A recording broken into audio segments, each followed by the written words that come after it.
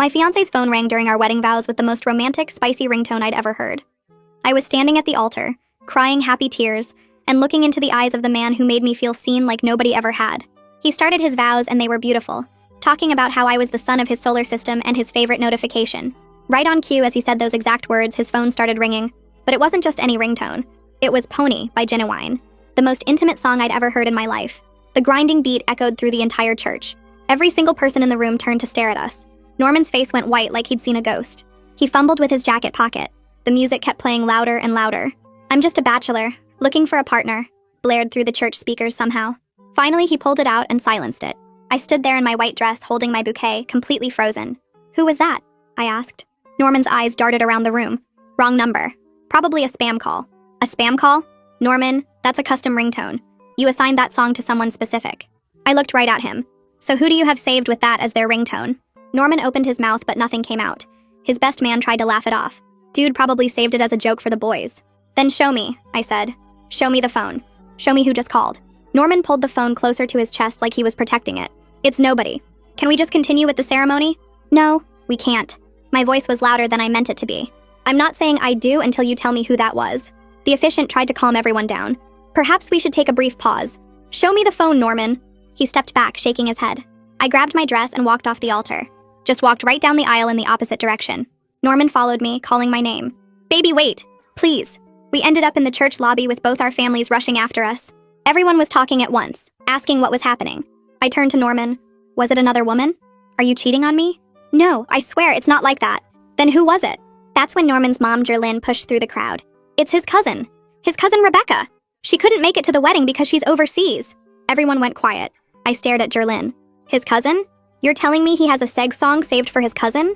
She started stuttering. They have an inside joke. That's disgusting and you know you're lying." My dad stepped forward. "Son, you better start talking right now." Norman looked at his mom, then at me, panic all over his face. I can't explain right now." My mom started crying. "Did you cheat on my daughter?" His dad grabbed his shoulder. "Norman, what did you do?" I ripped off my veil and threw it on the floor. "I'm not marrying you until you tell me the truth." This was supposed to be the best day of my life, and it was turning into a nightmare. I tried to grab Norman's phone from his hand. He jerked away and the phone slipped from his grip. It flew through the air and landed right in the decorative fountain. Splash. The sound echoed through the whole room. Norman dove his hand into the water and pulled it out, but the screen was completely black. The phone was dead. Norman actually looked relieved, like he was happy I couldn't see who'd called him. "I'm sorry. The phone's ruined.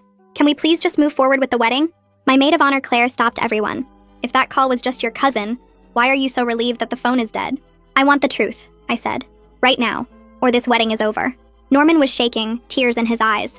"You have 5 seconds. I can't." 1, 2, 3, 4. "Okay." Norman finally broke. The whole room went silent. Norman took a shaky breath. "The woman's name is Vanessa." My heart stopped. "Who is Vanessa?" "She's someone from my past." "What does that mean?" His mother started crying, which told me this was really bad. "Vanessa is the mother of my child." The words didn't make sense at first. "What?" "I have a son. He's 4 years old. I never told you." The church lobby exploded. My family was screaming. I couldn't breathe. "You have a child? A 4-year-old child you never mentioned?" But I was still confused. "Why does she have that ringtone?" "I said it years ago when we were together. She never calls me, so I forgot to change it." "But that doesn't explain why you were so panicked." Norman looked like he was about to throw up. "That's not the whole story." My legs felt weak. "What else?" 3 months ago, Vanessa came back to town. We ran into each other at a bar. We slept together. One time. I swear, just once. I felt like someone punched me in the stomach. My dad lunged forward, but my brothers held him back. "Why was she calling you today?" I screamed. Norman couldn't speak. His mother answered for him. "She's pregnant." I felt my knees buckle. "Then how about let's call her?" I pulled my phone out. "Give me her number. Now." Norman stood there frozen like he couldn't move. My dad stepped forward and the look on his face made Norman actually flinch backward. Norman pulled his tablet out of the inside pocket of his suit jacket with shaking hands and unlocked it without saying anything. I grabbed it from him and opened his cloud storage app, scrolling through his backed up contacts until I found her name. Vanessa Wooten. The phone number was right there. I pulled out my phone and dialed. My fingers moving so fast I almost messed up twice. The church lobby had gone completely quiet except for Jerlyn's crying. Everyone was staring at me as I hit the speaker button. 1 ring, 2 rings. Then a woman's voice answered, sounding tired and a little confused. I didn't wait for her to say anything else. "Why are you calling my fiancé on our wedding day?" The silence on the other end lasted maybe 3 seconds, but it felt like forever. "You're what?" Vanessa's voice got louder. Norman told me you guys broke up 2 months ago. He said you ended things and he was moving in with me next week to help with our son and the new baby. The church lobby exploded. My mom gasped so loud it echoed. Norman's dad started yelling at Norman. My brothers were holding my dad back again because he looked ready to actually hit someone. Jerlyn collapsed into a chair, her face in her hands. I kept the phone pressed to my ear, listening to Vanessa breathe on the other end. He told you we broke up? My voice came out weird and high. We've been planning this wedding for 8 months. The invitations went out 3 months ago. Vanessa started cursing in Spanish. Words I didn't understand, but the anger was clear. That lying piece of garbage.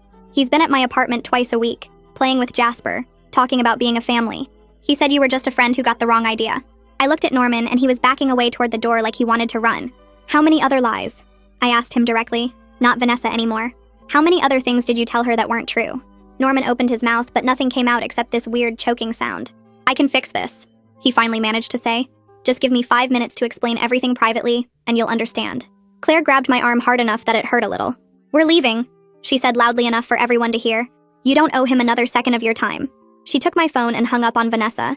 Then she grabbed my hand and started pulling me toward the exit. My mom rushed over and took my other arm. Savannah appeared next to us with my purse that I'd left at the altar. My dad was still yelling at Norman, but my brothers got him moving toward the door too. Norman tried to follow us, calling my name over and over, but his dad grabbed his shoulder and yanked him backward.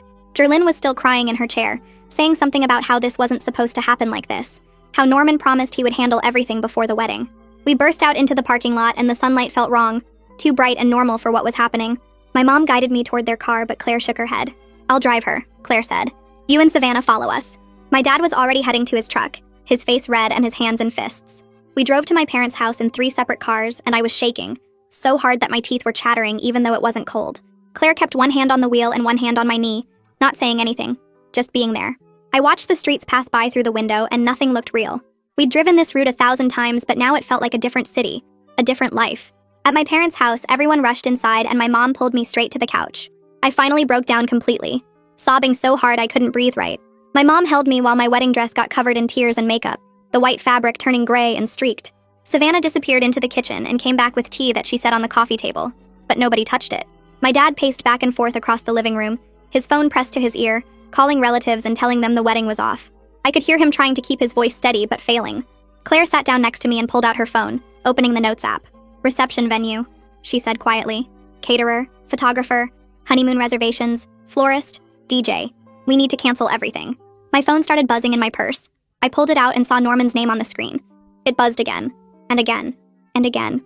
I watched it light up over and over, but I didn't answer. Claire took it from my hand and turned off the ringer. You don't have to deal with him right now, she said. The crying eventually stopped, but I felt empty and hollow, like someone had scooped out my insides. My mom brought me water and made me drink it even though I didn't want to. Savannah sat on the floor by my feet, just being close. My dad finished his phone calls and sat down in his chair, his face gray and exhausted. That evening, after everyone had gone quiet and my mom had tried to get me to eat something I couldn't stomach, I finally looked at my phone. 17 missed calls from Norman. 6 voicemails. I put in my earbuds and played the most recent one. Norman's voice came through crying and begging, saying he needed to explain everything, that Vanessa had seduced him when he was vulnerable and confused about our relationship, that he made a mistake but he loved me and only me. He said the thing with Vanessa meant nothing, and he'd been trying to figure out how to tell me about Jasper, but the timing was never right. His voice got higher and more desperate as the message went on. I deleted it without listening to the others. I was done with his excuses and his lies and his version of events where nothing was ever his fault.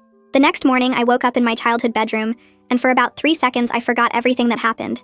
Then I remembered and felt sick. I was still wearing my slip because I couldn't face taking off the wedding dress properly the night before. My mom had helped me out of it and hung it in the closet where I didn't have to look at it. Savannah was asleep in a sleeping bag on my floor, her hair spread out on the pillow she'd brought from the guest room. She'd refused to leave me alone overnight even though I told her I was fine. At 9 in the morning, the doorbell rang and I heard Claire's voice downstairs. She came up to my room carrying coffee and a bag of bagels, still in yesterday's bridesmaid dress because she'd stayed at my parents' house too. I took the whole week off work, she announced, setting the coffee on my dresser.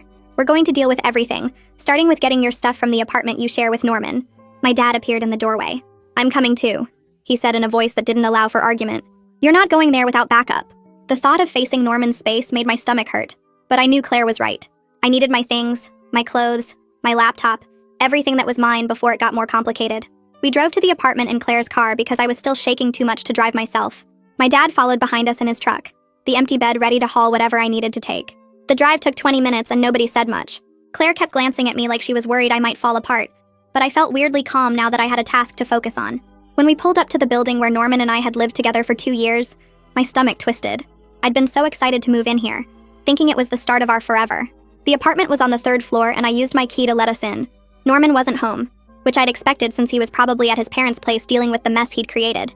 The apartment looked exactly like it always did. Clean kitchen, couch where we'd watched movies, the coffee table where we'd eaten dinner together 1,000 times. But now I was looking at everything differently, searching for clues I'd missed. Claire went straight to the bedroom to start packing my clothes. My dad stood in the living room looking around with his arms crossed, his jaw tight. I started opening drawers in the kitchen, not even sure what I was looking for. In the drawer by the phone, I found a second charger. Not the one I used for my phone, but an iPhone charger when Norman had an Android. I'd seen it before and never questioned it. Now I realized it was probably for Vanessa's phone when she came over. My hands started shaking again. I moved to the desk where we kept our bills and paperwork. I pulled out our credit card statements from the past 6 months and started flipping through them. Charges at restaurants I'd never been to. A hotel stay in March when Norman said he was at a work conference. Purchases at a toy store. My dad came over and looked at the papers in my hands. He didn't say anything, but his face got red. I grabbed all the statements and shoved them in my purse. Claire called from the bedroom and we both went to see what she'd found. She was standing in front of Norman's closet holding a cardboard box. Inside were greeting cards, maybe 20 of them. I picked up the first one and opened it. The front had a drawing of a dinosaur in crayon. Inside, in a child's handwriting with help from an adult, it said, "Happy birthday, Daddy. I love you. From Jasper." The date was from 2 years ago. I picked up another one. "Happy Father's Day, Daddy," with a stick figure drawing of 2 people holding hands. Another one. "I miss you, Daddy. When are you coming to visit?" I sat down on the bed because my legs wouldn't hold me anymore. Norman had been getting these cards for years. He'd been reading his son's messages and keeping them hidden in a box in our shared closet, while he kissed me goodnight and talked about our future kids. Claire sat next to me and put her arm around my shoulders. My dad took the box and looked through more cards, his face getting darker with each one. I stood up and started grabbing my clothes from the closet, yanking hangers down and throwing everything on the bed. I wasn't being careful anymore. I just wanted out of this apartment that suddenly felt like it was full of lies in every corner. Claire helped me pack while my dad carried boxes down to the truck. On her 3rd trip back from the truck, Claire stopped in the doorway. She was looking at Norman's laptop sitting on the desk in the corner. It was open and the screen was lit up. I walked over and moved the mouse. The screen came to life and I realized Norman hadn't logged out. His email was right there, open and accessible. Claire came to stand next to me. "You should look," she said quietly, "before he gets a chance to delete anything." I knew she was right. I sat down and started scrolling through his inbox. There were dozens of emails from Vanessa going back months. I clicked on the most recent one from 3 weeks ago. It was about their son's preschool graduation and whether Norman would be attending. Vanessa had written that Jasper kept asking if Daddy would be there to see him get his certificate. Norman's response said he'd try, but he was busy with wedding planning. Wedding planning. I felt sick. I kept scrolling and clicking. There were emails about doctor appointments for Jasper. Emails about child support payments that were late. Emails where Vanessa asked when Norman was going to tell me the truth. I found one from 2 months ago that made me stop breathing. Vanessa had written asking if Norman was sure about his plan. Norman's response was 3 paragraphs long. He said he needed to go through with the wedding to keep his parents happy, because they'd already paid for half of it, and his mom would never forgive him if he embarrassed the family. He said after the honeymoon he'd tell me he'd made a mistake and file for divorce quickly. He told Vanessa he'd move in with her and Jasper by the end of the summer, and they could finally be a real family. He said marrying me was just something he had to get through first. I read it 3 times. Each time felt worse than the last. Claire read over my shoulder and I heard her sharp intake of breath. My dad came back upstairs and saw us at the computer. He read the email too. Then he walked to the kitchen and I heard him punch the cabinet door. The bang echoed through the apartment. I started clicking through more emails, my hands moving faster now. There were so many. Norman and Vanessa had been talking constantly for months. She'd sent him ultrasound pictures of the new baby. He'd responded with heart emojis. There were emails planning their future together, talking about finding a bigger place for all of them, discussing baby names. While he was doing this, he was coming home to me every night and talking about our honeymoon plans. Claire grabbed a flash drive from her purse. "Forward these to yourself," she said. "All of them. And let me copy them too." I created a new folder and started dragging emails into it. I forwarded the whole folder to my personal email address. Then I copied everything onto Claire's flash drive. My dad found the printer and started printing out the worst emails, the ones that showed Norman's plan most clearly. The printer churned out page after page of evidence. I kept searching through the laptop. I found his text message backup and saw months of conversations with Vanessa that matched the emails. Sweet messages, intimate messages, messages about their son and their life together, messages sent while he was sitting next to me on the couch. I found photos on his computer, pictures of Jasper at the park, at his birthday party, playing in a backyard I didn't recognize. Norman had a whole separate life documented in digital files that I'd never seen. When we'd packed everything I owned and printed every important email, we left. I didn't leave a note. I didn't close the laptop. I wanted Norman to come home and see that I'd found everything. We loaded the last boxes into my dad's truck and drove back to my parents' house. It was almost noon by then, and I felt exhausted like I'd been awake for days. Back at my parents' house, Savannah was waiting in the kitchen. She'd made sandwiches that nobody was eating and coffee that was getting cold. I spread all the printed emails out on the dining room table. Savannah came to look and her eyes got huge. We spent the next hour going through everything, organizing it by date, building a timeline. Savannah took notes on her laptop, creating a document that tracked every lie. The affair with Vanessa wasn't just 3 months ago like Norman claimed. They'd been sleeping together on and off for the entire 4 years I'd been with Norman. There were gaps where they weren't in contact, but then they'd start up again. The longest gap was about 8 months last year, right when Norman proposed to me. Then 3 months later, the emails started again. My mom came in and saw what we were doing. She sat down and started reading, her face getting pale. When she finished, she got up and made a phone call. I heard her in the kitchen talking to the wedding venue coordinator, explaining that we needed to cancel everything. She came back 15 minutes later and sat next to me. "They're refunding most of the deposit," she said. The coordinator was very understanding. She said this happens more than people think. I felt a tiny bit of relief. At least that was one less thing to worry about. That evening, the doorbell rang. My dad went to answer it and I heard Norman's voice in the entryway. I stood up and walked to the living room window where I could see the front door. Norman was on the porch trying to get past my dad. My dad had one arm braced against the door frame, blocking the entrance. I couldn't hear everything they were saying, but I saw my dad's mouth moving, his voice firm and angry. Norman tried to push forward and my dad put a hand on his chest, stopping him. Then my dad said something that made Norman step back. Norman was crying, his face red and twisted. My dad pointed down the driveway. Norman stood there for another minute, then turned and walked away. My dad came back inside and locked the door. "I told him to communicate through lawyers from now on," he said. "He's not welcome here." An hour later, my mom's phone rang. She looked at the screen and showed it to me. Jerlyn. My mom answered and put it on speaker. Jerlyn's voice came through, sobbing and barely understandable. She was apologizing, saying she'd told Norman he needed to tell me the truth before the wedding. She said she'd begged him to be honest, but he kept promising he would handle it. She said she never meant for it to happen like this. I listened to her cry for about 30 seconds. Then I looked at my mom and said, "Hang up." My mom ended the call. Jerlyn tried calling back twice, but my mom didn't answer. The next day, Claire came over again with her laptop. We sat at the dining room table and logged into the joint bank account Norman and I shared. I'd been putting money into it every month for 2 years, saving for the wedding and our future. Norman had access to the same account. Claire pulled up the transaction history and we started going through it month by month. In January, there was a transfer to Vanessa for $1,500. In February, another $1,000. In March, $2,000. The amounts varied, but they were there almost every month, sometimes multiple times a month. Money from our shared account, money I'd deposited thinking it was going toward our wedding and our life together, had been going to support Norman's other family. Claire added up the total. Over the past year alone, Norman had sent Vanessa more than $18,000 from our joint funds. I felt like I might throw up. That money was supposed to pay for our honeymoon, for furniture for the house we'd planned to buy. Instead, Norman had been using it to support the life he was planning to leave me for. I stared at the number Claire had written down, $18,000. My hands started shaking. That was supposed to be our honeymoon in Greece. That was the down payment we'd been saving for a house. I felt sick to my stomach thinking about how I'd skipped buying new work clothes and eaten leftovers for lunch every day to add extra money to that account. Norman had been taking it and sending it to another woman while I was planning our wedding. Claire put her hand on my shoulder, but I barely felt it. The betrayal wasn't just emotional anymore. It was right there in black and white. Transaction after transaction, proof that he'd been stealing from our future to build a different one without me.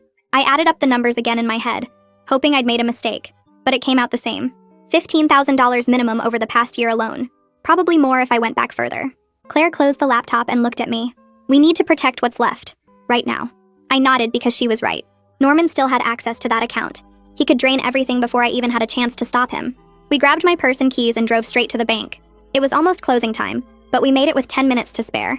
The woman at the desk looked confused when I explained I needed to open a new account immediately and transfer money from a joint account.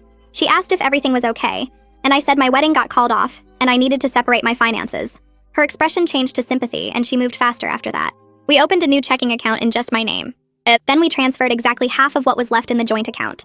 Norman had already taken, so much that my half only came to about $4,000. The woman helped me remove myself as an authorized user on Norman's credit cards too. She said I should also cancel the joint card to protect my credit score. I did it right there, watching her type on her computer. Every click felt like taking back a tiny piece of control. When we left the bank, I felt exhausted, but also relieved. At least Norman couldn't take anything else from me now. Back at my parents' house, Savannah was sitting at the kitchen table with her laptop open and a notebook covered in writing. She looked up when we walked in. "I found 3 family lawyers who do free consultations. I already called and made appointments for you. Tomorrow at 10, Thursday at 2, and Friday at 11. I stared at her. My little sister, who usually couldn't remember to return my calls, had just organized my entire week. She saw my expression and shrugged. "You're dealing with enough. I can handle phone calls and scheduling. I hugged her and she hugged me back hard.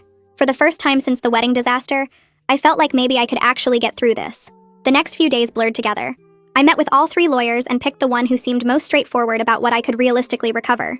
She said the money Norman took from our joint account would be hard to get back since it was technically his money too, but we could try. She also said any wedding expenses I'd paid personally, or that my family had paid, could potentially be recovered through small claims court. My dad said he'd pay her fee because he wanted Norman to face consequences. I spent my time at my parents' house, avoiding Norman's calls and texts. He tried everything from apologies to anger to guilt trips. I blocked his number after the 15th message. 4 days after the wedding that never happened, my phone rang with an unknown number.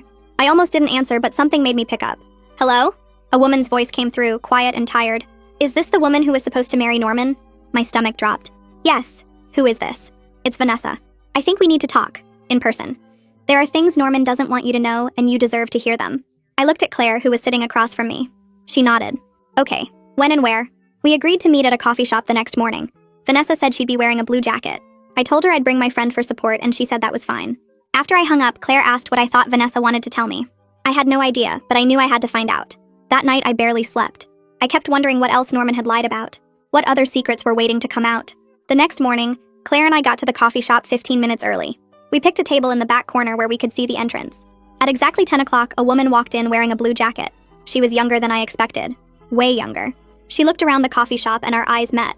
I raised my hand slightly and she walked over. Vanessa looked tired. Her face was pale and she had dark circles under her eyes. Her pregnant belly was obvious under her jacket. She sat down across from us and immediately said, "I'm so sorry. I didn't know. I swear I didn't know." I wanted to hate her, but she looked so miserable that I couldn't quite get there. Didn't know what? That you two were really together. Norman told me you'd broken up 2 months ago. He said you were just friends who'd tried dating, but it didn't work out. He said he was free to be with me and our family. Claire made a disgusted noise. Vanessa kept talking. I know how this sounds. I know you probably think I'm lying, but I can prove it. She pulled out her phone and started scrolling. Then she turned it toward me. Text messages. Hundreds of them. From Norman. I started reading. The messages went back years. In some of them, Norman called me his roommate. In others, he said I was a friend who was helping him with rent. Then the story changed, and I became a casual girlfriend who knew about Vanessa and was okay with it. Then I was someone he was leaving soon. The lies built on top of each other. Message after message. Creating a whole fake story. Vanessa scrolled slowly so I could read. He told me you knew about Jasper. He said you just didn't want to be involved with his son, which I thought was weird. But I figured it was your choice. He said once you two officially broke up, he'd move in with us and we'd be a real family. I felt like I was watching my entire relationship get rewritten in front of me. Every message showed Norman telling Vanessa the exact opposite of what he'd told me. She thought she was the primary relationship. I thought I was the primary relationship. We were both wrong. He played us both, I said. Vanessa nodded, tears in her eyes. My son asks about his daddy all the time. Norman shows up when it's convenient for him, stays for a few days, then disappears for weeks. Jasper doesn't understand why daddy keeps leaving. He thinks he did something wrong. Her voice broke on the last words. I felt something shift inside me. This wasn't about me versus Vanessa anymore. We were both victims of the same person. Claire leaned forward. Has Norman been supporting you and your son financially? Vanessa laughed bitterly. Barely. He sends money sometimes, but it's never consistent. He promises to help with bills and then doesn't. I'm working 2 jobs while pregnant because I can't count on him for anything. He says he'll do better, but he never does. I thought about the $18,000 Norman had taken from our joint account. Money that was supposed to go to his child but apparently didn't. Where had it all gone? We sat there for another hour, comparing notes, filling in the gaps in each other's stories. Vanessa showed me pictures of Jasper. He was a cute kid with Norman's eyes. She told me about the pregnancy, how Norman had promised to be there for this baby, but she didn't believe him anymore. She was tired of the lies and the broken promises. Before we left, we exchanged phone numbers. Vanessa said she'd keep me updated on the pregnancy and the paternity test, though she was sure this baby was Norman's based on timing. Claire told her she should talk to a lawyer about formal custody and child support. Vanessa said she'd been thinking about that. As we walked to the car, Claire said, "You handled that really well. I thought you'd be angrier." I shrugged. I'm angry at Norman, not at her. She got lied to just like I did. That evening, I was at my parents' house making dinner when my phone rang. New number. I answered without thinking. Norman's voice exploded through the speaker. "What the hell do you think you're doing talking to Vanessa behind my back? You're trying to turn her against me. You're trying to destroy my relationship with my children." I actually laughed. I couldn't help it. The audacity was amazing. "I'm not doing anything to you, Norman." Vanessa called me. "And she's not against you. She's just finally seeing who you really are. You have no right to interfere in my family." "Your family? Which family, Norman? The one you were building with me? Or the one you were building with her? Because you can't have both." He started yelling about how I was being unfair and unreasonable. How I was overreacting to one mistake. How if I really loved him, I'd forgive him, and we could work this out. I hung up while he was mid-sentence and blocked the new number too. My dad looked at me from across the kitchen. "You okay?" I nodded. For the first time in days, I actually was. The next morning, I had my first appointment with a family lawyer that Savannah had found. Claire drove me there because I still felt shaky about everything. The office was in a tall building downtown with glass windows and fancy furniture in the waiting room. A woman came out to greet us. She was maybe 50 years old with short gray hair and a firm handshake. She led me back to her office while Claire stayed in the waiting area. I sat down across from her desk and pulled out the folder of printed emails and bank statements I'd brought. She put on reading glasses and started going through everything page by page. Her face stayed neutral, but she made notes on a yellow legal pad. After about 20 minutes, she looked up at me. She said the emails showing Norman's plan to leave me after the wedding were strong evidence of fraud. The bank statements proving he took money from our joint account made my case even better. She explained that even though we weren't married, I had solid civil claims for fraud and financial damages. She could help me file a lawsuit to recover the money he took. I asked how much it would cost and how long it would take. She said her retainer was $3,000 and the case could take 6 months to a year, depending on whether Norman fought it or settled. But she thought I had a good chance of winning. Then she started talking about the wedding expenses. She said any money I paid with my own funds or that my family contributed could potentially be recovered through small claims court. It would be time-consuming and emotionally draining to pursue. She'd seen cases like this get messy when the other party refused to cooperate. Norman could drag it out, miss court dates, claim he didn't have the money. But legally, I had the right to try. I sat there thinking about all the money my parents had put toward the wedding. The deposit on the venue, the catering, the flowers. My dress alone cost $2,000. I looked at the lawyer and told her I wanted to pursue everything. Norman shouldn't get away with stealing from me and my family just because dealing with it would be hard. She nodded and said she'd start drafting the paperwork. We scheduled another appointment for the following week to review everything before filing. When I got back to the waiting room, Claire stood up immediately. She asked how it went. I told her the lawyer thought I had a strong case. Claire hugged me and said she was proud of me for taking action instead of just accepting what Norman did. We drove back to my parents' house and I felt lighter somehow. Like I was finally doing something instead of just reacting to Norman's choices. That afternoon, I was sitting on my parents' couch looking at apartment listings on my laptop when my email pinged. New message from Norman. My stomach dropped. I almost deleted it without reading, but curiosity won. I opened it. The email was long. Really long. Paragraphs and paragraphs of words. He started by apologizing for everything. He said he was scared to tell me about his son because he thought I'd leave him. He loved me so much and couldn't bear to lose me. The affair with Vanessa was a moment of weakness when he was stressed about the wedding. He felt overwhelmed by the pressure and made a terrible mistake. He knew he should have told me about everything from the beginning, but he was a coward. He wanted another chance to prove he could be the man I deserved. We could go to therapy together. He'd do anything to fix this. He wrote about all our good memories together, the trips we took, the inside jokes we shared, how I was his best friend and his soulmate. He couldn't imagine his life without me. Please just give him one more chance to make this right. The email went on and on. I read the whole thing and felt nothing but anger. Not one word took real responsibility. Everything was about his fear, his stress, his feelings. He called cheating a moment of weakness like it was something that just happened to him instead of a choice he made. He hid a whole child from me for 4 years, but somehow that was about being scared instead of being a liar. His inability to actually own what he did was almost impressive. I closed the laptop and walked to my old bedroom. I sat at the desk where I used to do homework in high school and opened my email on my phone. I hit reply. I typed one sentence. Have your lawyer contact my lawyer. Then I copied and pasted the attorney's name and contact information. I hit send. Then I went into my email settings and blocked Norman's address. I blocked his phone number again too, in case he tried calling from a different phone. I was done being accessible to his manipulation. Savannah knocked on my door and came in. She asked if I was okay. I told her what Norman had sent and how I responded. She said that was perfect. Short and clear with no room for him to twist my words. Then she sat down on my bed and pulled out her phone. She said we should start looking for apartments because I couldn't stay at our parents' house forever. I needed my own space to start fresh. We spent the next 2 hours scrolling through listings. Most were too expensive or in bad neighborhoods. But then Savannah found a small one-bedroom in a neighborhood I'd always loved. It had hardwood floors and big windows and was available immediately. The rent was reasonable. I called the landlord right away and scheduled a viewing for the next day. My parents said they'd help with the deposit and first month's rent. The next morning, Savannah and I drove to see the apartment. It was on the 3rd floor of an older building with a coffee shop on the corner. The landlord met us outside. He was an older man who'd owned the building for 30 years. He walked us up the stairs and unlocked the door. The apartment was small but bright. The kitchen had white cabinets and black countertops. The bedroom fit a queen bed with room for a dresser. The bathroom was tiny but clean. I walked around touching the walls and looking out the windows. This could be mine. My own space with no Norman. No lies. No memories of the life I thought I was building. Savannah stood next to me and asked what I thought. I told the landlord I'd take it. He had me fill out an application right there. He said he'd run my credit and call me by the end of the day. We drove home and I felt excited for the first time in weeks. That evening, the landlord called. My application was approved. I could move in on Saturday. My parents celebrated with me over dinner. My dad said he was proud of how I was handling everything. 3 days later, Claire and Savannah showed up with a borrowed truck to help me move. I didn't have much since most of the furniture in the apartment I shared with Norman was his, but Claire had extra dishes and towels. Savannah brought an old coffee maker and some pots and pans. My parents gave me their spare TV. We made trip after trip up the 3 flights of stairs carrying boxes and bags. By evening, the apartment was full of mismatched furniture and kitchen supplies, but it was mine. We ordered pizza and sat on the floor eating because I didn't have a table yet. Claire raised her paper cup of soda and said we should make a toast to new beginnings and leaving liars behind. We all clinked our cups together. After they left, I walked around my empty apartment. I was 32 years old, starting completely over. But I was doing it on my own terms without Norman's lies everywhere. That felt like something worth celebrating, even if it was scary. I made up my bed with new sheets and fell asleep in my own space for the first time. 2 days later, someone knocked on my door around 7 in the evening.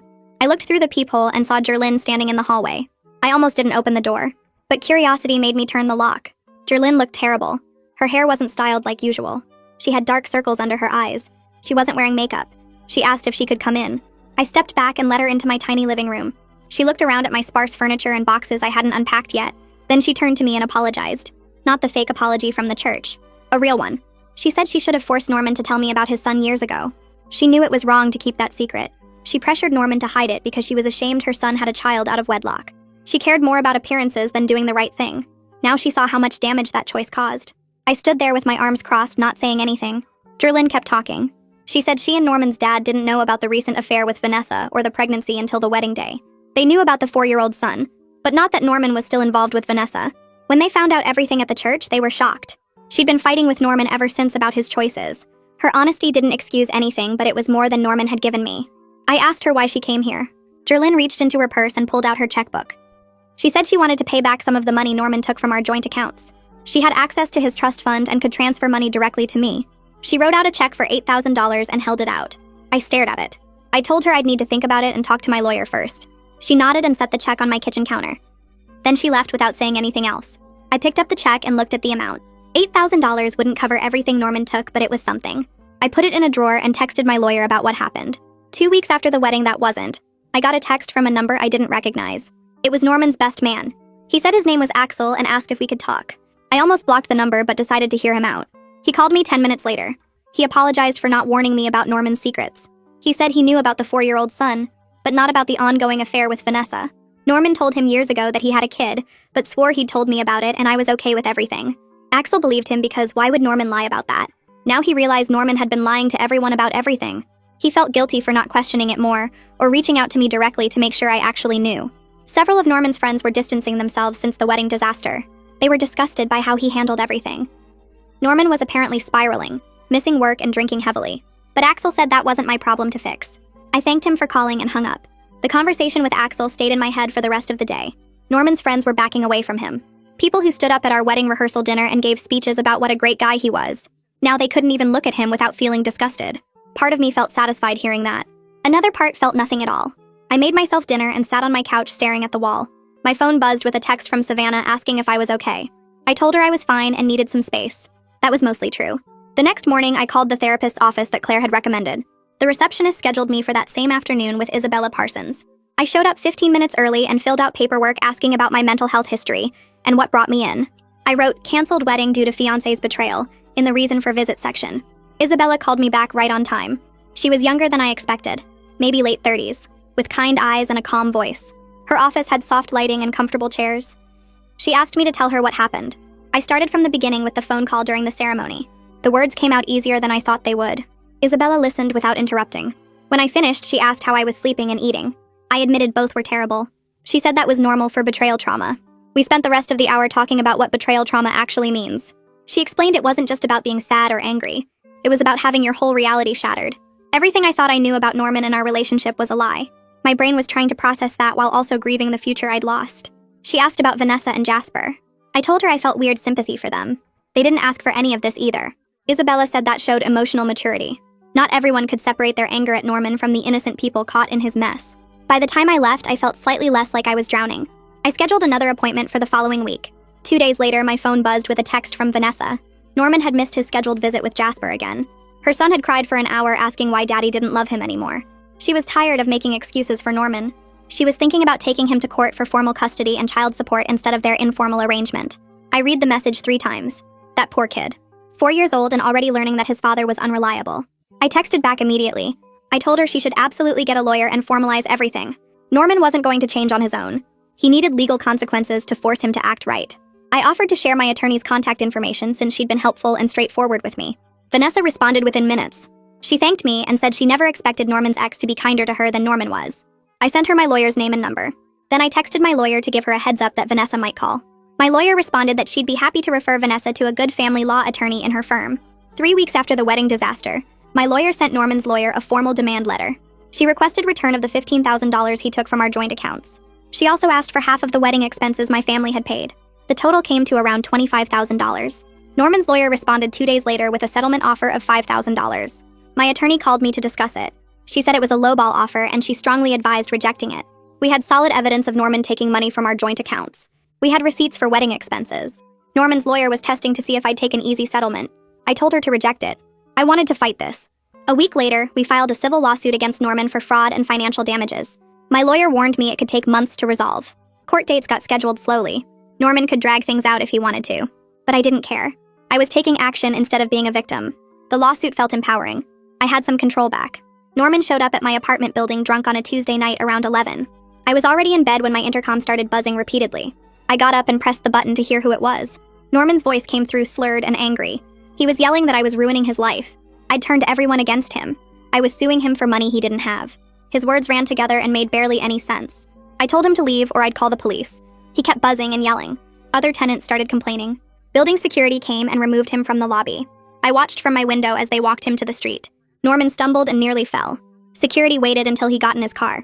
I called the non-emergency police line to report it. They said they'd send an officer to take a statement. The next morning, I went straight to the courthouse. I filed for a restraining order against Norman. I brought my phone with a recording of his drunken rant from the intercom. I brought the police report from the night before. I filled out forms describing Norman's harassment and my fear for my safety. The clerk told me a judge would review it within 24 hours. The restraining order got granted the next day. The judge reviewed the evidence and decided Norman posed a credible threat. My lawyer called to tell me the news. She said this actually strengthened my civil case. It showed a pattern of unstable and aggressive conduct. Norman was ordered to stay at least 500 feet away from me. He couldn't contact me directly or through third parties. If he violated it, he'd face criminal charges. My lawyer had the order served to Norman at his work. I felt safer knowing there were legal consequences if he came near me again. 5 weeks after the wedding, Vanessa texted me from the hospital. She was in labor and having a girl. Norman was there, but apparently more focused on his phone than supporting her. She sounded exhausted with him in every way possible. I texted back wishing her luck and telling her she was strong. She sent a heart emoji. 3 hours later, another text came through. The baby was born healthy. Vanessa named her Scarlett. She attached a photo. A tiny baby with dark hair and scrunched up face. I stared at the picture for a long time. This innocent child would grow up with Norman as a father. She'd deal with all his dysfunction and broken promises. She'd probably cry someday asking why Daddy didn't show up like Jasper did. I felt genuinely sad for her. Not angry or bitter. Just sad that another kid was stuck with Norman's mess. 2 days after the baby was born, my phone buzzed with a text from Jerlyn. She said Cyrus visited the hospital and finally told Norman he was ashamed of the man his son had become. She said Cyrus was disgusted by all the lying and manipulation. I read the message twice and didn't respond. It felt weird getting updates from Jerlyn about their family drama. This wasn't my fight to win anymore. But I won't lie. It felt good knowing even Norman's own father was calling him out. The next morning, I had my regular therapy session with Isabella. I sat in her office feeling exhausted from weeks of processing everything. She asked me what I was thinking about, and I told her I kept wondering if I'd missed signs, or failed to be enough for Norman. Isabella stopped me right there. She said Norman's betrayal wasn't about me being insufficient or failing somehow. It was about his character and his choices. She explained that no amount of love from me could have fixed his willingness to lie and manipulate everyone around him. That hit me hard in a good way. I'd been carrying guilt that maybe if I'd been different or better, Norman wouldn't have cheated. But Isabella helped me see that was backwards thinking. Norman made his choices because of who he was, not because of anything I lacked. I left that session feeling lighter than I had in weeks. The lawsuit moved forward faster than I expected. My lawyer called to say Norman's lawyer contacted her suggesting mediation to avoid going to court. She thought we had a strong case and could likely get most of what we were asking for through settlement talks. She explained that mediation would be faster and cheaper than a trial. I agreed to try it because I wanted this resolved and behind me. 6 weeks after the wedding disaster, I walked into the mediation office downtown. My lawyer met me in the lobby and we went upstairs together. Norman was already there with his lawyer.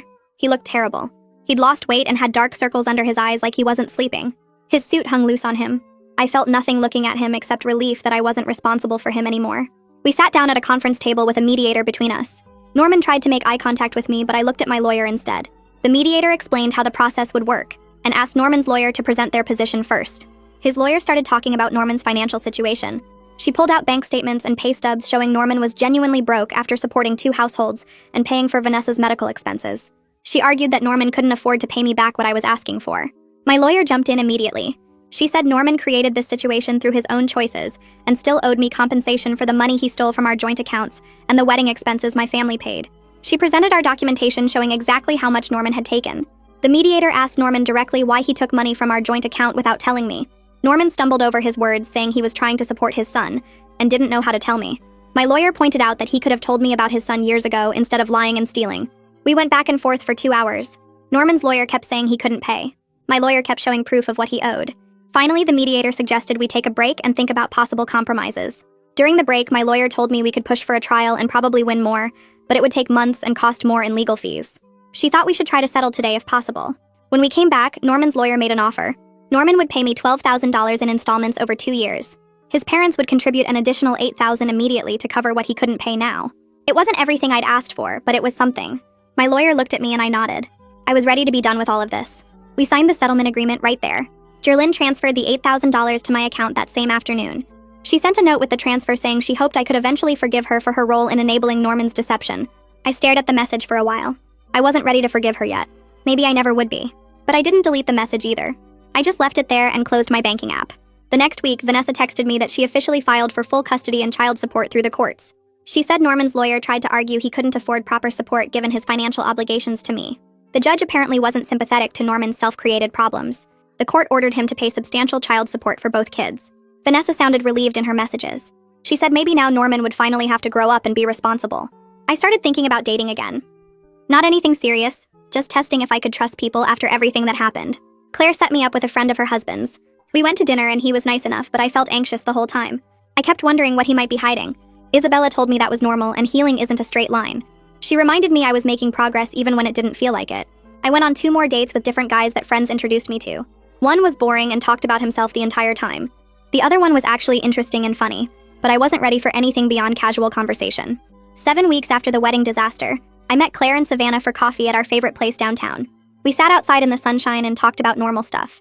Savannah told a story about her coworker who accidentally sent a text meant for her boyfriend to their entire office group chat. Claire laughed so hard she snorted her latte.